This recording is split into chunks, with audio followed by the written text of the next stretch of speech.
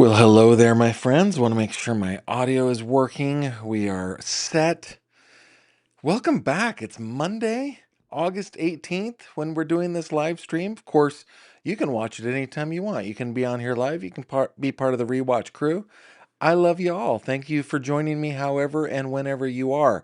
Um, hey, before we get into this video, let's just do a couple quick plugs. Okay, first off, tomorrow, 7:30 p.m. Eastern, here on this channel, Elizabeth Jones from Hillbilly Crime is going to be meeting with me, coming on live to talk about the hearing, the Mickey Stein's hearing, the bail hearing, the whole everything hearing. So we'll be doing that tomorrow night. Elizabeth wanted to join me tonight, but she did what was right. She put her family first. She's spending time with her boys, which is awesome. Number two, so please join us for that. Number two, we are live streaming let me bring this over here, the trial of Chris Wolfenberger. We've done 3 days so far. This is the first time that I have really gotten into live streaming trials. And oh my goodness, is this case just a doozy? The victim, her name was Melissa Wolfenberger, was the daughter of convicted serial killer Carl Patton. Of course, he wasn't convicted when she went missing. Oh, it's just a crazy case, and I have had a lot of fun watching it with so many of you. So thanks for doing that. We will continue that tomorrow. Yeah. Okay. Should I do more plugs? Hey, Baby Gavin is missing. Play the Baby Gavin treasure hunt. Also, click on this little button to take you over to the fish tank. And on the fish tank, you know what I just posted a little while ago? Cats. Yeah, that's right. For the first time in my nearly 50 years, I am a crazy cat person. We got a couple of kitties. So, yeah, come join us over there on Facebook if that's your deal. You're always invited. Okay, with that, we are turning our attention back to the murder of Xana Kernodle, Ethan Chapin, Madison Mogan, and Kaylee Gonsalves, the so-called Idaho Four. Now, why are we doing this? Do we want to just draw their families through the mud? No, their families are awesome. Their families are amazing in so many different ways. Man, the grace that I saw in the sentencing hearing, the toughness that I saw in they're all amazing. The spirit of overcoming hardship, they're great. So I don't want to I don't want to drag them through the ringer. We don't want to do that. But what we do want to do is we want to learn a little bit about this guy. I don't want to show him too much because, he just drives me crazy. But he is the convicted murderer, Bryan Kohberger. Again, our victims are Xander Kernodle, 20 years old. Also 20, Ethan Chapin. And then 21-year-olds Madison Mogan and best friends Kaylee Gonsalves. So why do we want to learn about this? I don't know. I feel like there's stuff that we can learn. And recently, thanks to, I believe, I got it from a viewer, but I believe it is from Gray Hughes Investigates and Plunder True Crime, Paula over there. 556 pages of investigative files have been published, and these are investigative files from the Idaho State Police. Now, there are two little bits of this that I want to go over today. We may go over some more. There are two little bits that I want to go over today. The first is there are a couple of photos from the crime scene. Uh, they're not graphic at all. Don't worry about that. They don't even show anything having to do with the bedrooms or anything like that. It's really about what investigators were thinking when they were going through the crime scene. Now, the in the beginning, based on what I'm seeing in these images, it looks like they were looking for opportunities to gather DNA because there had been a party at the house, and there was a whole mess of trash all over the house. Okay, so an Idaho State policeman or trooper or police person, a police officer, whatever they call themselves, was on scene. This was a couple of days after, and taking photos mostly of beer cans and other drink cans. They did them with and without little, number cards. But I find these interesting. I think this is in a bedroom.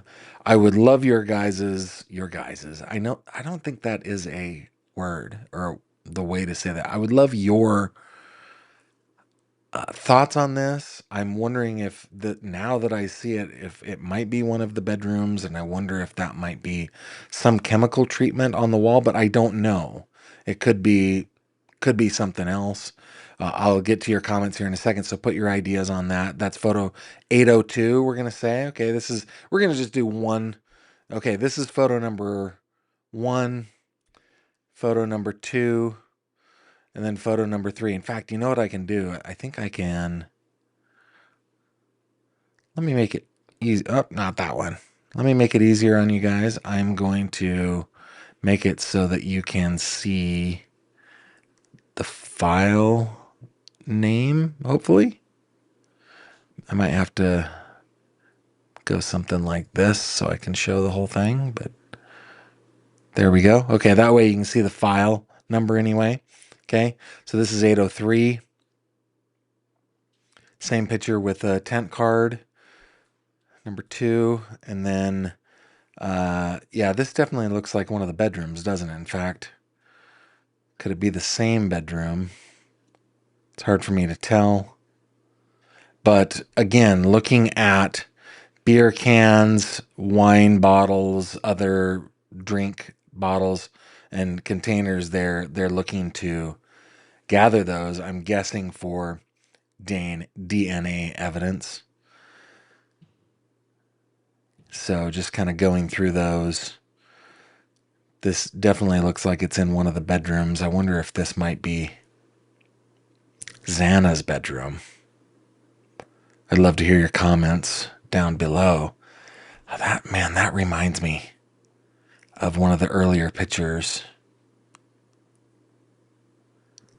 Yeah, they had some seltzers, they had some beer, stuff like that at the house. Just scrolling back up through these, so you guys can see them. I honestly think they're just going for DNA at this point. I mean, at the beginning of this investigation, they were tracking down all leads, right? And of course, DNA is a or I'm sorry, drink containers are perfect DNA receptacles, right? So I find those interesting. Let me head over to your comments, see what you guys are thinking. You guys are always way better. I know, Susan Lewis. My inner English major just jumped out. I know. I said it. Your guys's. I did. I did. I need to deeply repent. I apologize. Let's see if there's anything. Oh yeah, we are a kitty family. This is the first time for us. Uh, Gavin is a cat person. Gavin is a brand new cat person. Gavin has been a cat person for about 26 hours now. That's not not too long, but okay. If anybody, let's see. Jamie says, I still wonder how he got out of there being covered with blood, tracking it on his shoes. Yeah. Yeah, and Linda, yeah, I think it's leftovers on the wall in a party house of college students. Let's go back over there for that picture. Yeah, I'm not sure of anything that would leave blue. Yeah, I don't know. Our our blood our blood has iron in it rather than copper, so that wouldn't be it.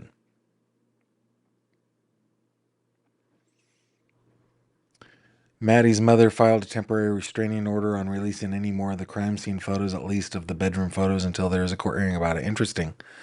Interesting. Yeah, it was released, so there we go. Man bun is on the horizon. Anyway, that was the one little thing that I wanted to show you guys. If you have any ideas on that. Carrie asked, how long is DNA good for, and how good is DNA in a beer can? So I have had a friend of mine who is a professor of genetics and genomics at Penn State Barron, and his name is Dr. Matt Gruwell. What he told me about DNA is if it is dry and cool, it will last a long, long time. There are pieces of DNA that have been amplified that are tens of thousands of years old because they were kept dry and cool.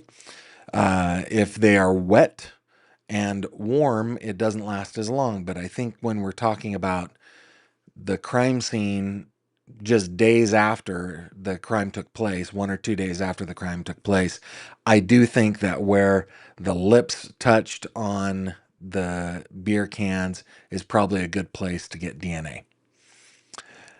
AR says candle wax.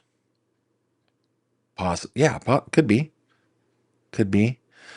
Uh, Mason's Nana says in our area that would be you unses. That's hilarious. Um, I was surprised there was a no contact order or a no profiting off of crimes clause. I thought there was a no contact order, but I don't know. JoJo saying Avatar or Smurf blood. Could be. Smurfs, as we all know, have copper based oxygen delivery blood systems. Pretty funny. Kyla says backpack is at the top of stairs in the living room. Thank you. Thank you for that. Okay, so this is not a bedroom. All right.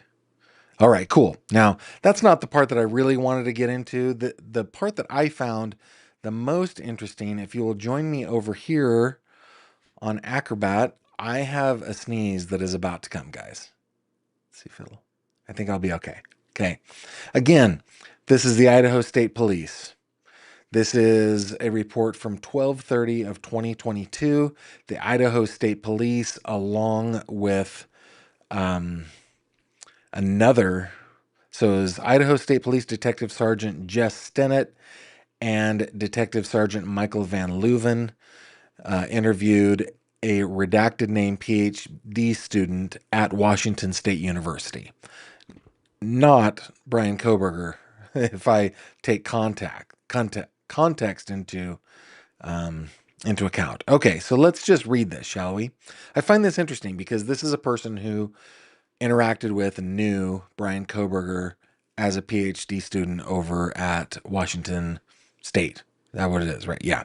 Okay. On December 30th, 2022, Detective Sergeant Jess Stennett and Detective Sergeant Michael Van Leuven, who is writing this, interviewed redacted PhD student at Washington State University in Pullman, Washington. Redacted advised she was a redacted and had completed her undergraduate degree also from, I'm guessing, Washington State. Her advisor was redacted. Her mentor was redacted. Knew Bryan C. Kohberger as a fellow PhD student. She first met him at the orientation. She has been in his office a few times. She also met him at a barbecue that the department had in August at Redacted's house. Don't think it was at Bryan's house, but yeah. Redacted said Kohberger, let's say witness. Witness said Kohberger had tried to have personal conversations with her on a few occasions, asking questions like where she lives, what kind of dog she owns. She said Kohberger would make self-aggrandizing comments. I don't know that any of us find this particularly surprising. Kohberger liked to talk about sexual burglary because that was his field of study. I I had not realized that. I didn't know that he had, I guess, specialized specifically onto that.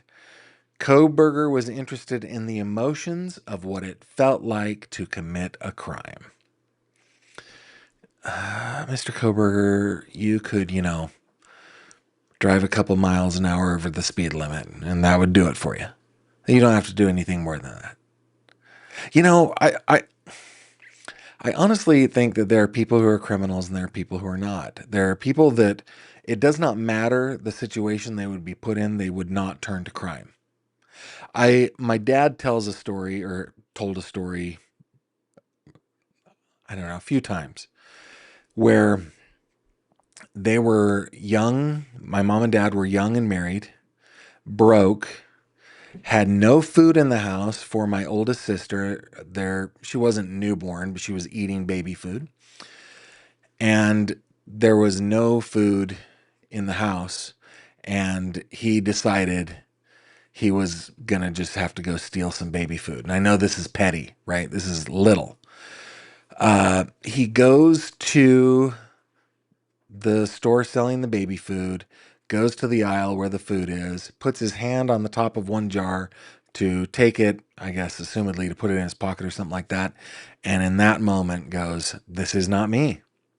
I cannot do this." And puts the jar back and leaves the store.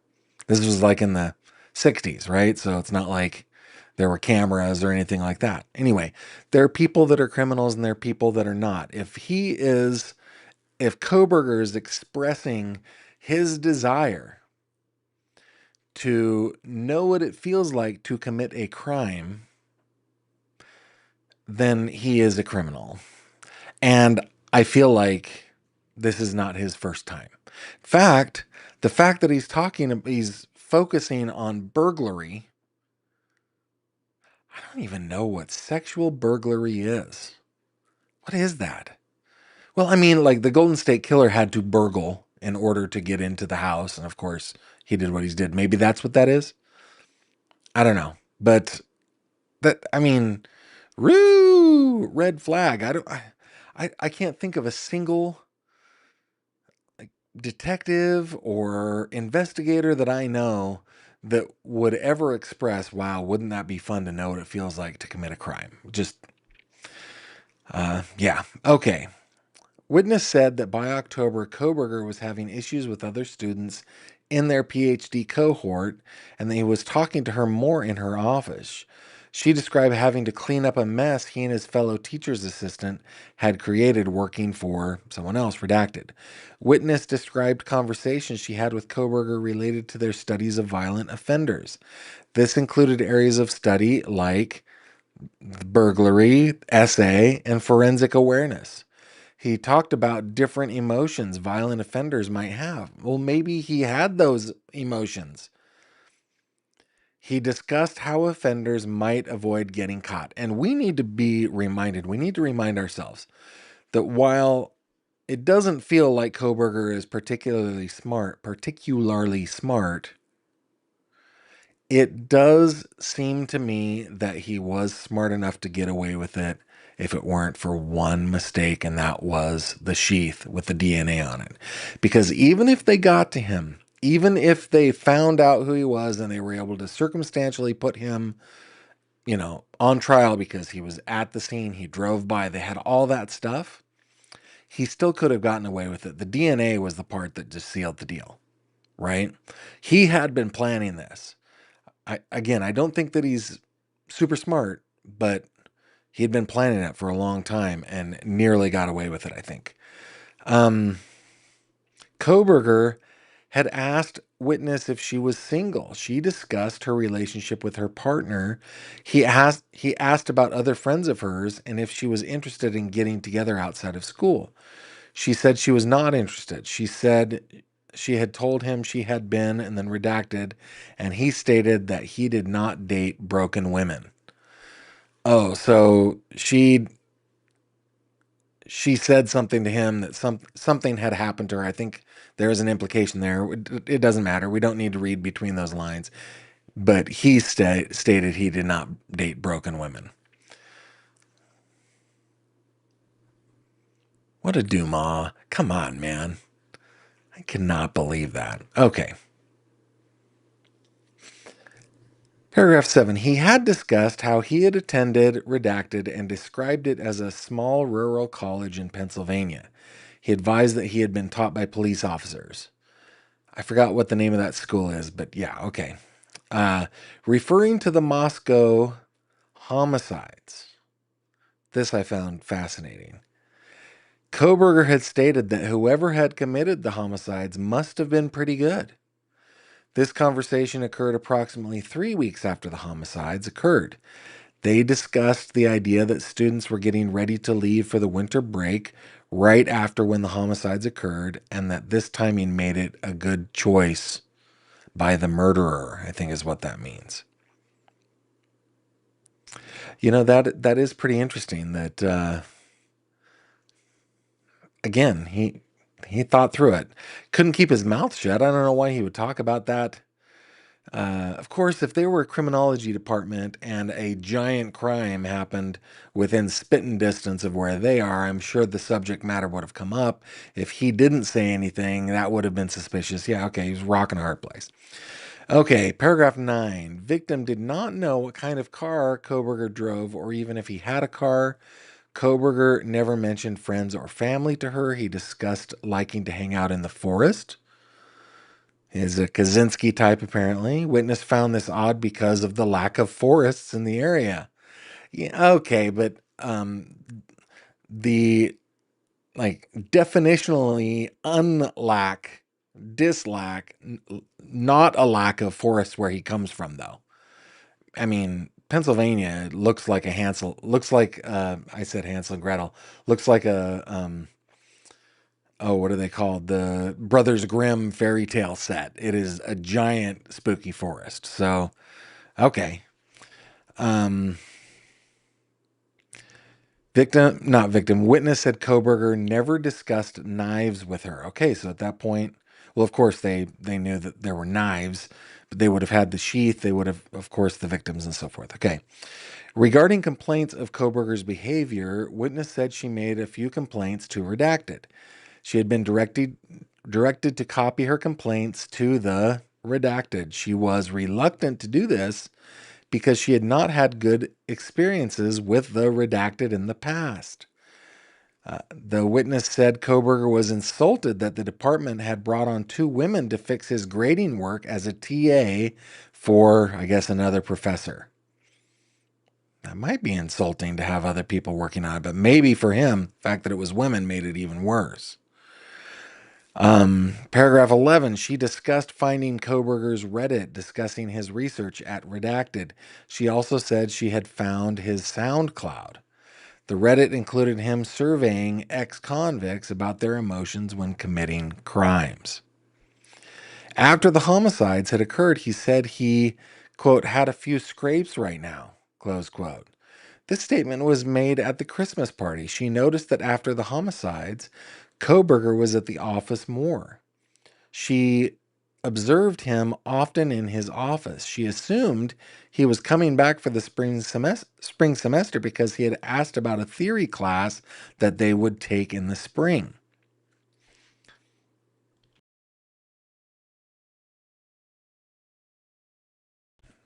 Witness said she didn't observe anything specifically about Kohberger that pointed to the homicides, besides his focus on policing and comments about women. Oh, I'm having a hard time. Women having a harder time getting a job as a professor, especially when he hit the job market. Oh, come on. Okay. Witness said Kohberger had conflict with Redacted, questioning her immigration status and insinuating he was superior to her in his research abilities. Witness said Kohberger was always late when there were female instructors. Okay, he's got issues with women, obviously. Witness said female students, redacted, had a whiteboard in their office where they kept track of the number of times when Kohberger was late to class when female instructors were presenting, or when he would cut off a female when she was speaking. Witness said Kohberger was a vegan, a strong Catholic, and that he did not drink. Witness did not recall Kohberger having disparaging comments about members of the Greek system. Witness said Kohberger enjoyed conflict and he liked conflict. Wow. And was disparaging toward women. Witness described an outburst Kohberger had regarding a grade he had received from Redacted. Witness said in the approximately 40 times she had been around Kohberger, she had never observed him exhibit empathy toward others. Paragraph 17. Witness said Kohberger did not like the fact that she discounted the offender in studying SA cases.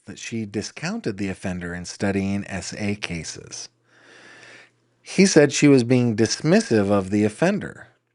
He thought she should be focusing on the offender and what they left behind. He thought the offender had a stronger impact on the crime rather than the victim. She said he thought he was dismissing what she was doing just to argue. So just for the sake of having that, that argument. He liked conflict. So the conflict. She said he was dismissive toward women and not men. Witness said it did not cross her mind that Kohberger may have been responsible for the Moscow murders. She said Kohberger always seemed reclusive. She said he didn't get the hint that she wanted him to leave when he was in her office. She said she had to leave her office in order to get him to leave her office. So he was fixated. That makes me wonder if she was on a potential future list. Goodness. Paragraph 19, witness said she thought Kohberger used the redacted. She further said the redacted had private lockers available to students that could be assigned individually. This must be a gym or something. I later contacted the redacted to inquire if Kohberger had a locker there. They advised he did not. Paragraph 20. Witness said she had never met anyone who acted in such a condescending manner and wondered why people in power in the department did not address his behavior. The way he spoke to females in the department was unsettling to them. In reference to the Moscow homicides, he would say it was horrible. In discussing whether the murderer would be caught, he said maybe it was a one and done type of thing.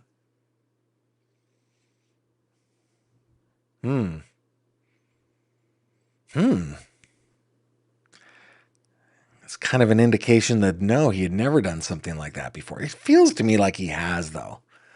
Maybe not something as serious as 4 murders, right? But something. This was a one and done type of thing. She said Kohberger sometimes discussed the evidence left behind at crimes and how an offender might mitigate against that by wearing gloves. Well, congratulations, Sherlock. Okay, I'm calling Kohberger that, not the witness. These statements were related to her research work and not specific to the Moscow homicides. She said he did not discuss vehicles, surveillance, or weapons that could be used, but did talk about the time of day that offenders might choose. She talked about how there were conversations. She talked about how, there were conversations about how Kohberger might be an incel. Involuntarily celibate is what that means, in case you don't know, in relation to his Reddit page and his confrontation with Redacted.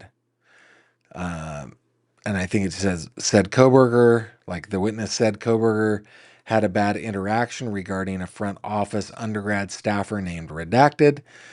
The witness mentioned problems Redacted was having with Kohberger. Witness said students were told not to leave Redacted alone with Kohberger. Witness said undergraduate students.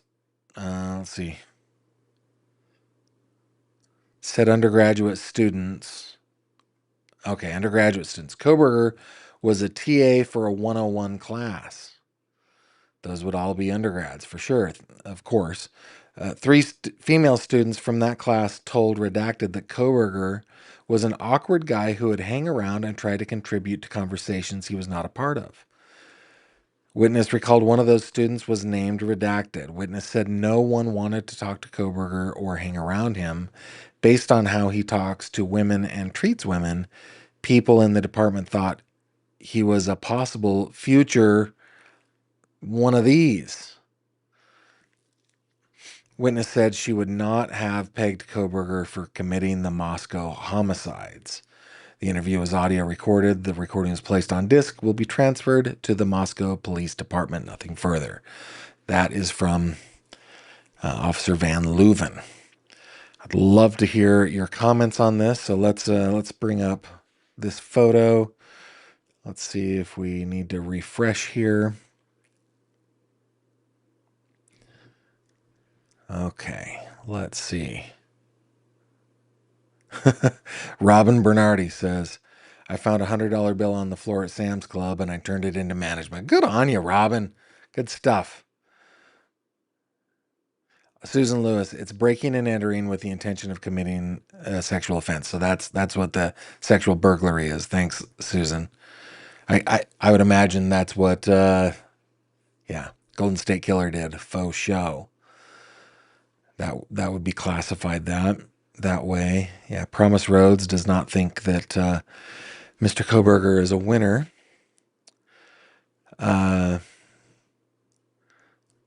Let's see. A couple of different things. Looks like Sid was having a hard time tonight.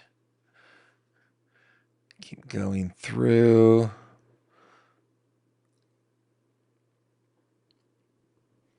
Promise Rhodes again. He's just gross. Let's see if there are a couple of more here. Need Some Z says, so the public is to believe that all these people who worked or studied with him didn't call in a tip about him? If anyone should suspect him, would it not be people who study crime? I mean, I don't know. It does kind of seem, every time, actually, let me just talk about this from personal experience. Speaking of the Golden State Killer, that dude lived in a neighborhood close to mine. Okay, that was one where in order to visit certain friends, I would pass by his house. I knew he was a grumpy old man. We all knew to stay away from him. Nobody would have pegged him as the Golden State Killer. They all say things like, oh, he kept to himself. He was kind of reclusive, blah, blah, blah. So I think the normal person, to answer a question you didn't ask, the normal person gets fooled all the time, right? Now, a person studying criminal justice, do they get fooled? I would imagine that they do. I mean, based on the document we read, yeah, he's awkward. He's masochistic, isn't he? He's a chauvinist, right? He is a misogynist, not a masochist. He might be a masochist, but he definitely misogynist. He definitely is not empathetic. There are lots of things that they recognized about him, but they didn't peg him as the killer. And I kind of feel like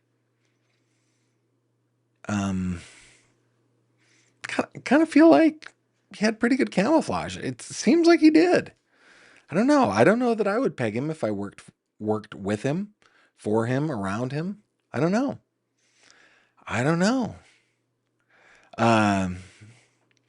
There are a couple of other comments that don't have GF in them. It's infuriating that the college didn't take action before they did, considering all the complaints. Yeah. And yeah, I get your point, Need Some Z's. I just needed to go through my mental exercise on that, right? Okay, so I'm trying to think. Let's take somebody who has hundreds of homicide investigations under their belt, a guy like Tom Brennan. Would Tom Brennan, after his 6 decades of law enforcement experience, and I'm taking this to the extreme, right? I'm not saying that these folks have that. I'm taking it to the extreme. Would he have pegged Kohberger as the murderer? You know what? I bet if I called Tom right now, he would say, yeah, he fits the bill. I would definitely question him on that. But university students studying criminology, remember, these are all kids in their 20s. That makes them, and I'm conjuring all the love in my heart, and I'm talking about myself in my 20s, our children who are in their 20s, they're idiots. They have no real world experience. They've been in college. They've been in either school or grad school their entire lives. They haven't been out in the world very much. I don't know. I don't know. It's a good thought exercise, though. Like, I really appreciate the comment. But yeah, I don't know. Lisa Smith, I lived in Citrus Heights. No, I did not. I lived in Orangevale, right on the border of Citrus Heights. I had lots of friends in Citrus Heights, and but I grew up in Orangevale. So yeah, Carol says BK was not suitable to be a professor in a position of power. I agree based on what we just read. Faux show.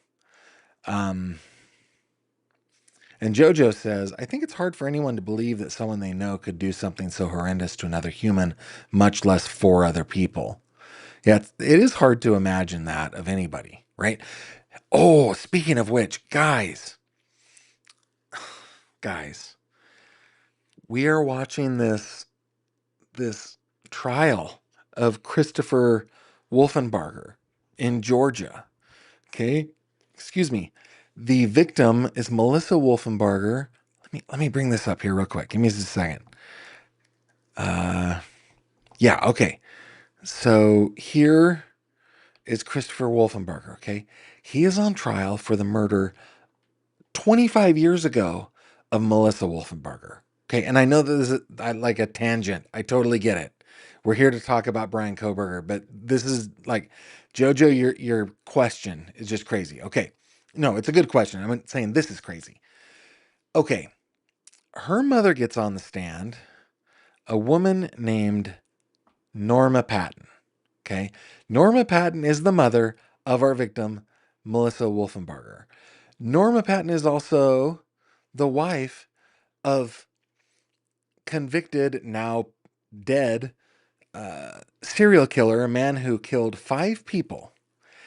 And 2 of those victims, the crime scene was cleaned up by her, or at least she helped with the cleanup and um, and the disposal, because she said we took him to the river, right? So she helped her her, her serial killer husband clean up and dispose of 2 bodies.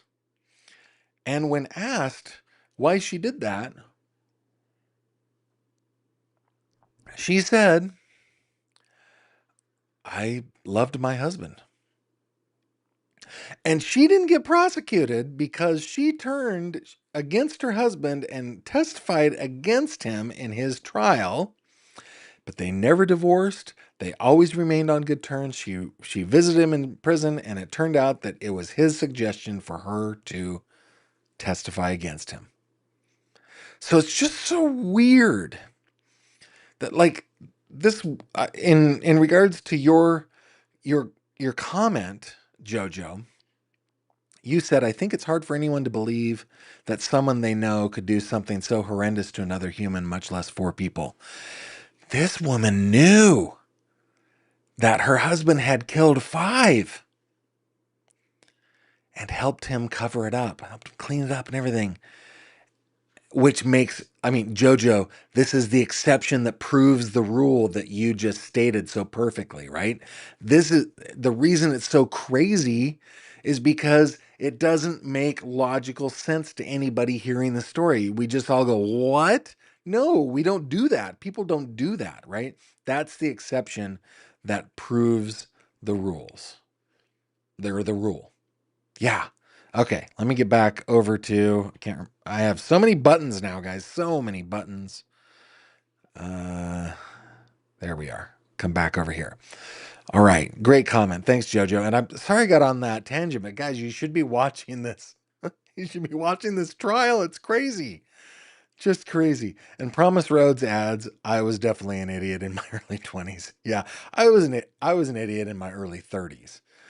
Um, yeah, it's so, yeah, and Lisa Smith agrees. Autumn says, I'm 34. I'm still an idiot. Autumn. Autumn is not an idiot, everybody. Autumn is brilliant. And if you, like me, are appreciative of Autumn, you should go over to my website, click on the support me link, okay? And then just scroll on by all the ways that you guys can support me and go on down to the very last button. And no pressure, this is an invitation. Buy Autumn a coffee because she does so much for the channel. She is amazing. All right. Robin says I'm 56. Well, you know I'm a hot mess. I'm just too old to care now. That's funny. That is funny. Robin says, yeah, you cannot make it up. Cooler by the lake. Maybe her husband was really controlling and she was intimidated by him. That's not what, well, we discussed that. It could be some sort of Stockholm syndrome. It could be that he was abusive. Could be that she grew up in an abusive environment, thought it was normal, that all that stuff. But her words were, I loved my husband. It's crazy. Crazy, crazy, crazy. That's funny, Robin. If there's a button, I'ma push it. It's good stuff. Promise says, I just turned 38. I feel like I'm only now gaining some real wisdom and critical thinking skills. Yeah. So I don't know. I have some sympathy for Bryan Kohberger's coworkers. Not seeing it. I'm not saying, I can't remember. Was it Z's who? Yeah, I think it was Z's that asked the question. I'm not saying that you don't. I'm just saying that I have a little sympathy about that because it is just beyond comprehension for most of us. I think for a normally critically thinking human, it's beyond the pale. I really do. Joanne Marie says, if that's the reason you're supposed to get married, I did it for the wrong reason. I fell in love with him. That's good. That is good. Yes. My story of falling in love with my wife is I saw my wife and I was like completely smitten. I was in deep smit. I had no ability to unsmit myself. And I told my roommate, I was living in an apartment. Two of us guys were sharing an apartment. I told my roommate, I'm going to ask her to marry me. And I phrased it that way because I was not confident that she would say yes. But that's what I did. Hey, speaking of my one and only, my Snuggly Bear, she posts in the fish tank every once in a while. Let me come on down here. We decided to go out to dinner as a family the other day. Just to, when we go get Mexican food, it makes it easy to do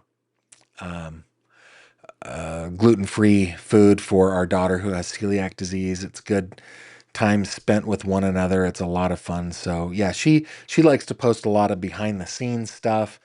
Kids walking on my back, me with JSM, stuff like that. Yeah. I look at that picture and I go, Gavin, you got to get to the gym. Look at that guy. That guy's 61 years old. I got to get to the gym, everybody. Anyway, I invite you to come on over to the fish tank, have some fun with us. Okay, with that, guys, remember that tomorrow, Elizabeth Jones from Hillbilly Crime will be joining us. We are going to be going over the latest hearing in the trial. I don't know if we call that the prosecution of Mickey Steins in the murder of Judge Kevin Mullins. That will be at 7:30 p.m. Eastern tomorrow. We love it when Elizabeth is on. If you have not seen the trial that I'm talking about, you can go and check out days 1, 2, and 3 of the trial. Tomorrow will be day 4. Tomorrow is going to be a little bit of an exception because I'm going to be live streaming it, but for most of the time I'm going to be out flying. I can't. I've got some aviation work to do tomorrow, so I'm going to be doing that. But we still will be live streaming, so come and check it out and have some good conversations with your fellow fishies. Okay, with that, guys, I bid you adieu. Thank you very much for joining me tonight. I hope to see you on the next one. Take care. Thank you very much for watching this video. If you liked what you saw, please consider subscribing. And if you have any questions or comments, please leave them below.